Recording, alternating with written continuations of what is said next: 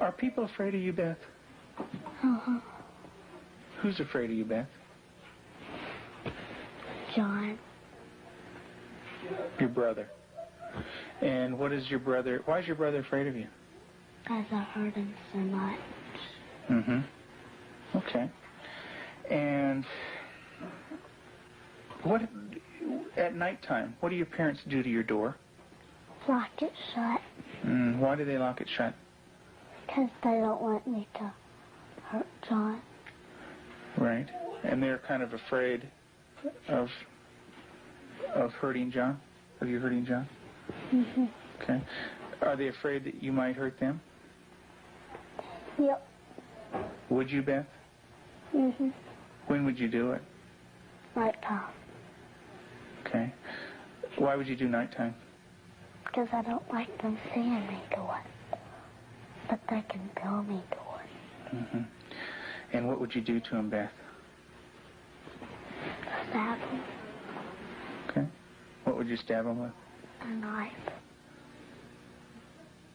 The program you are about to see was compiled from the actual therapy tapes of Dr. Ken McGidd, a clinical psychologist specializing in the treatment of severely abused children. Children so traumatized in the first years of life that they do not bond with other people. They are children who cannot love or accept love. Children without conscience who can hurt or even kill without remorse. This film shows the devastating effects of abuse on a child. It also shows that victims can be helped. It is the story of a 6.5-year-old girl named Beth. Do you ever stick pins in people?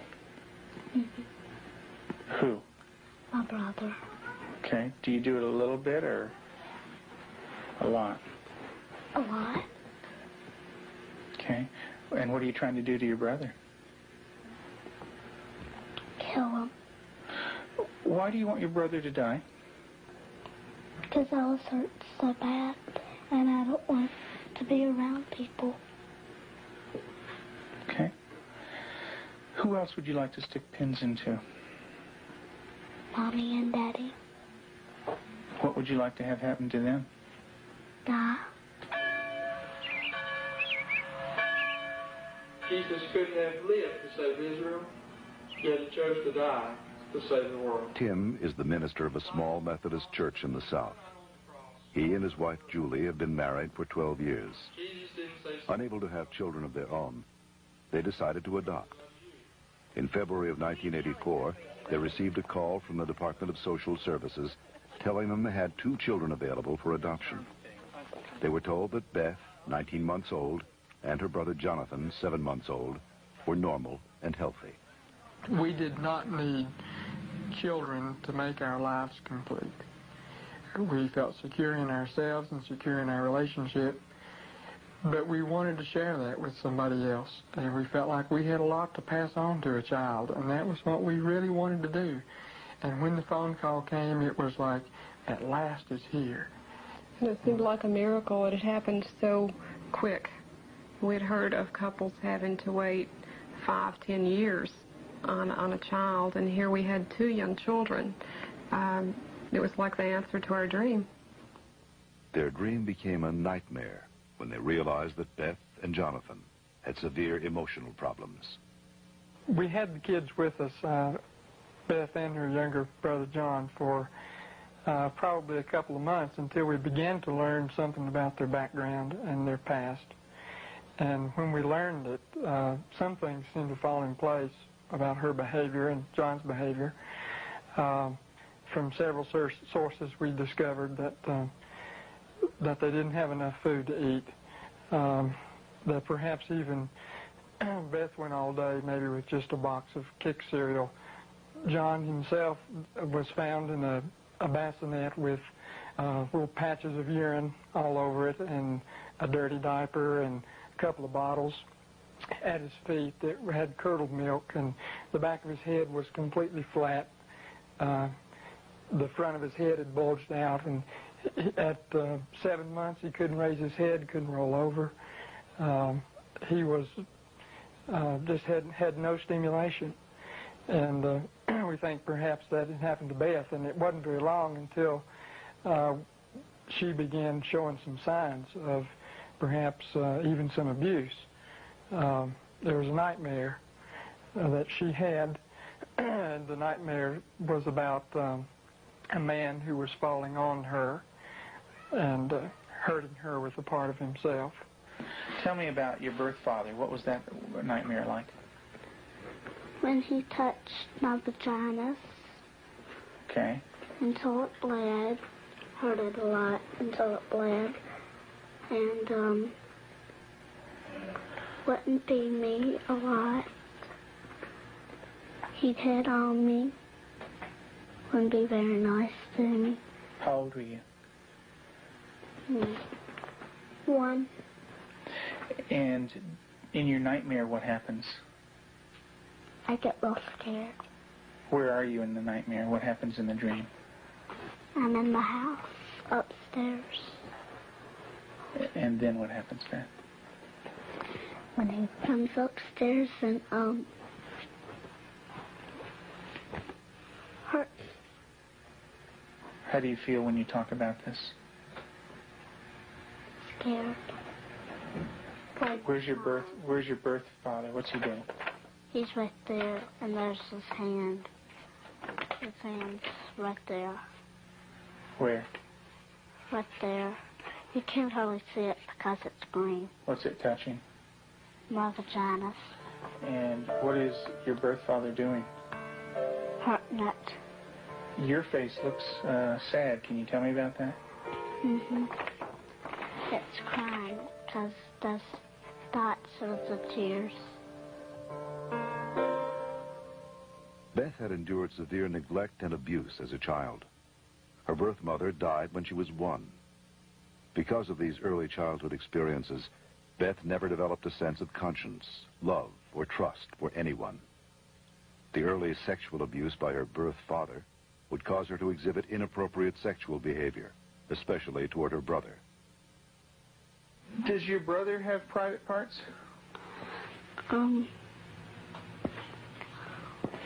Yeah. Yeah. What is his private parts? Penis and butt. And what do you do with your brother, with his private parts, Beth? I heard it. Tell me about it. What do you do? Well, I pinch it, squeeze it, kick it. When you do things to your brother's private parts, what does he say? Stop.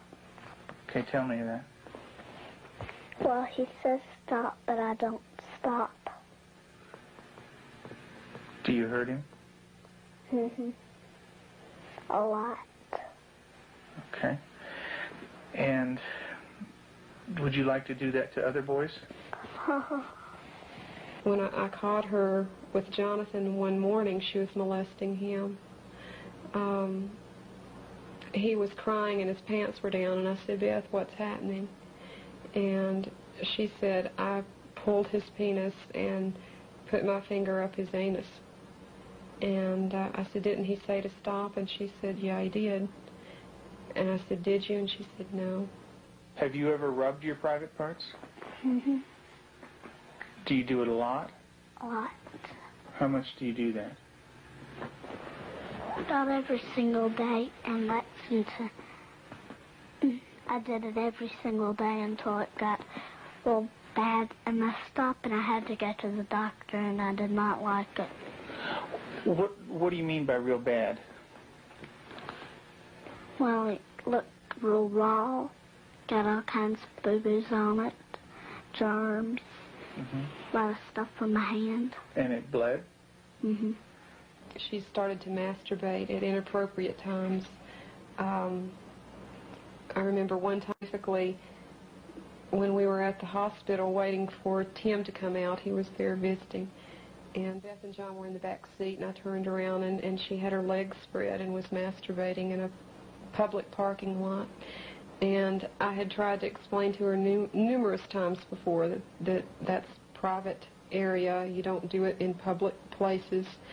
And gone over that with her, and and it never seemed to faze her.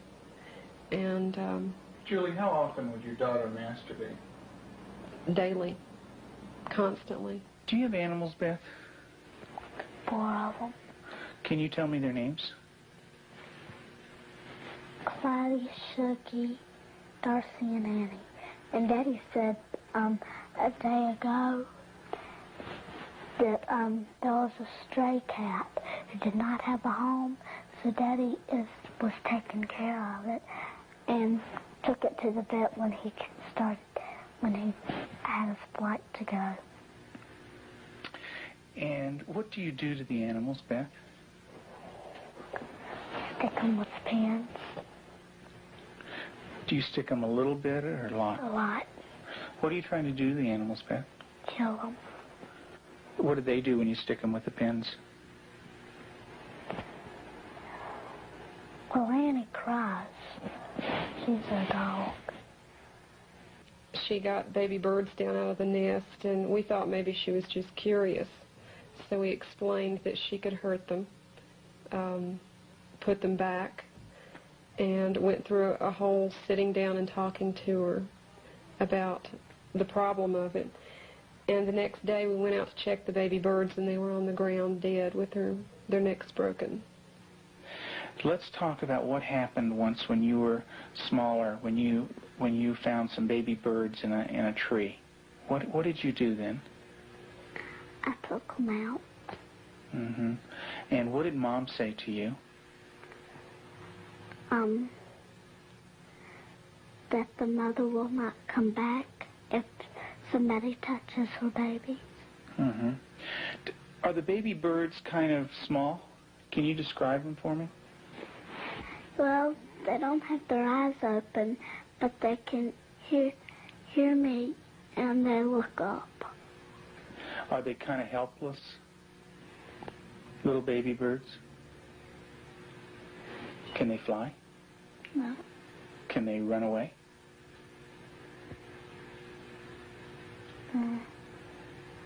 Yes. They can? Are they easy to catch or hard to catch?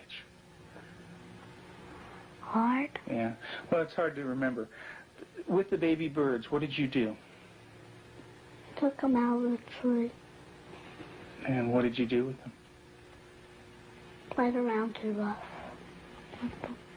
Also, when at the end, I picked it up and I thought it was Dad, and I came to say, Mommy, is this bird dead? And she said, she called Daddy and said, Tim, and Daddy came and, I think I remember that they said yes. Mm-hmm. And so did the little baby birds die? I don't know. You don't remember? I just remember that I remember that Mommy and Daddy said the last bird we got was dead. Mm-hmm. Do you know what Mom said to me? She said that all of them were dead. Did you squeeze them? Did Baby Beth squeeze them? You're doing a good job, honey. Go ahead and tell me what happened. I squeezed them. And what happened? They died. But this kind of aggression at our animals, and even at our brother Jonathan, was beginning to grow to such an excess that our life was miserable at home. John would cry in the mornings and say his stomach hurt. For the longest time, we thought maybe this child has some problem with his intestinal area, or maybe he has allergies, and so we tried to get all that checked out. Come to find out, Beth was coming out of her room and hitting him in the stomach. And so as a last resort, just to protect him, we had to tie our door shut. So I guess for the last 3 or 4 months now, we've had to tie her in at night, sort of barricade her. The repercussions of Beth's tragic childhood led to uncontrollable rage. Despite the love and nurturing of her adoptive parents, she took this rage out on herself, on her brother, and on them. her acts of violence became more and more cruel and frightening. Well, I noticed several, like paring knives in the kitchen, missing. And my first thought was Beth. And I felt a little guilty about it at first. I thought, nah. But I really didn't even mention it to her. They'd been gone several weeks. She was sitting at the table drawing and mentioned to me, "What do those knives look like that are gone, Mom?" And I said, "What knives, Beth?" And she said, "Weren't they kind of silver and about this big?" And I knew then, and then this little smile that's not a sweet smile, but a malicious type of smile. And I knew then, I thought, she's got them. Tell me about the knives. Where did you get them? From the drawer. And where else? Do you remember? Mm-hmm. Tell me about it. I got them from the dishwasher. What kind of knives?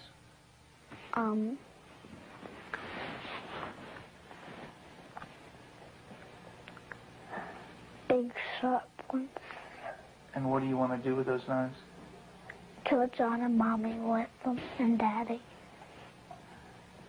And when Mommy asks you about where the knives are, what do you say? I don't know where they are. What did you think she might do with the knives? My first thought was Jonathan.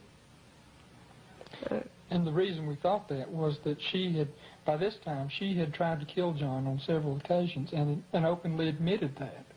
In the basement, she was hitting his head against a cement floor. I heard his screams and ran down and had to literally pull her hands off, and she looked wild-eyed. Did you get real mad at him? Did you hit his head real hard? Tell me about it. How many times did you do it? A lot? Mm. What was the floor like?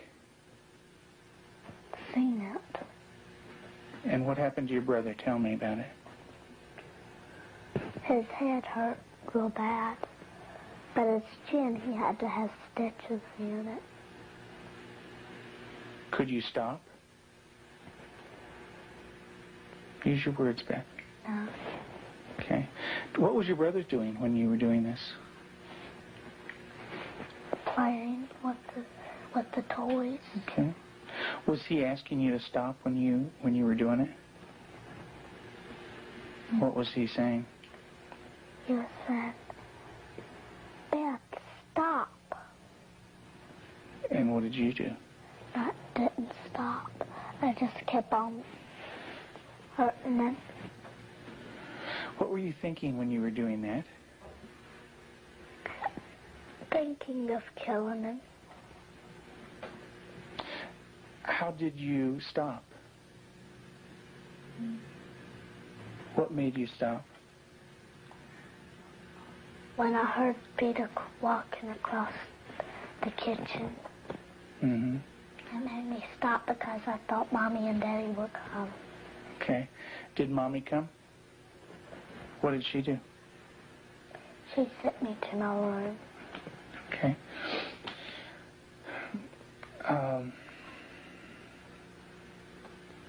And what if Mom didn't stop you? What would you have done? Kept on doing it. And what about...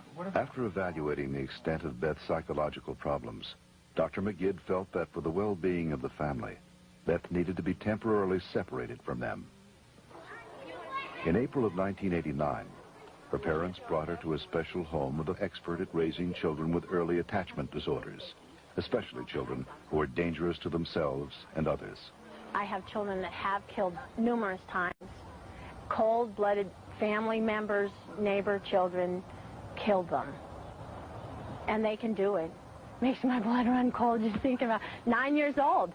People don't think a 9-year-old is capable of cold-blooded murder, but they are. That attachment break does severe damage to the heart, the ability to care and the ability to love. If they don't care and they don't love, They're capable of anything. We're very strict about everything. Everything is completely monitored. We take complete control because a child who's unattached does not trust. And because they don't trust, they don't allow anybody to be boss of them. So we take complete control. They are not boss of anything. They have to ask to get a drink of water. They have to ask to go to the bathroom. They have to ask to leave our sight. Part of that is because we cannot trust them because of the damage that they've done before. Beth, would you like to say grace, please? Dear Heavenly Father, thank you for this good day and everybody doing good. In Jesus' name, amen. Amen. Amen. They believe that they're evil. They believe they're from the devil. They believe that they are not a person of value. And we have to change that, and we have to build that from a child who's nothing, who's a bad kid in their own mind, to a child who's valuable and loving, and they see themselves as that.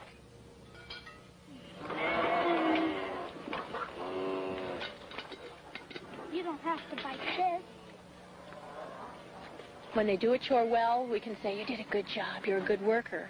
And then it just builds that self-esteem little by little so that they change the way that they see themselves.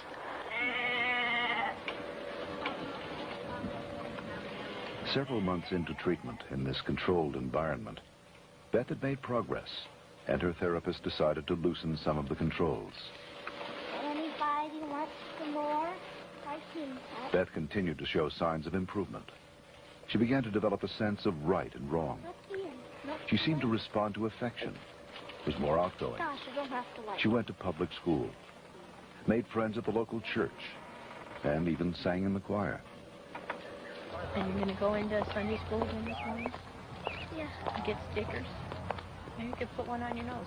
Through the years you made it clear that the time of Christ was near, though the people couldn't see what Messiah ought to be.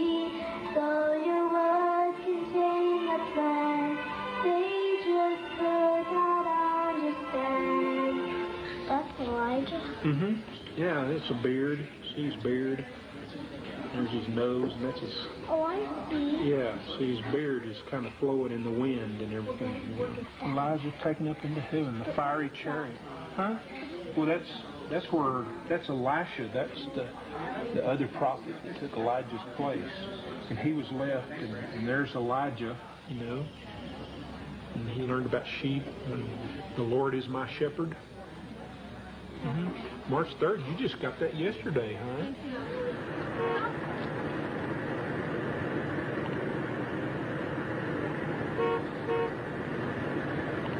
In the beginning, we couldn't trust her with anything. She was locked up at night. We had alarms on the door at night so she wasn't sneaking around doing things with the other children.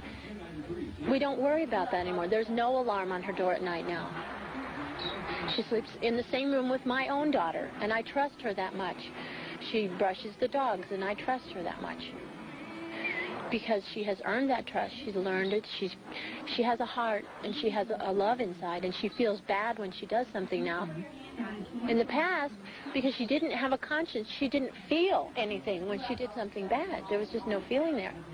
And now she does feel bad, and it shows in her face. I believe that Beth can make it. She's got a really bright mind. She's got a good heart now, which has done a lot of healing. She's got a really super set of parents. They're powerful, they're knowledgeable, they're motivated. She's done a lot of good work with you in therapy, with Cannell and with myself. She wants to heal, and that's the #1 key. And she wants to heal because she has a family that really cares about her, and she wants to be with them. Do you know where that anger came from? That's when my birth dad hurt me. I had it all inside, and I remembered it, and I started doing it. And what did that do when it was inside? It made me want to hurt people really bad. And who did you hurt? My brother, my mom and dad, and animals. And animals. Who did it hurt the most? My brother. Who did it hurt the most? Me. Why don't you tell me that? It hurt. It hurt me the most. How did it hurt you the most? Because when I hurt other people, I'm hurting my good self. How do you feel right now, Beth?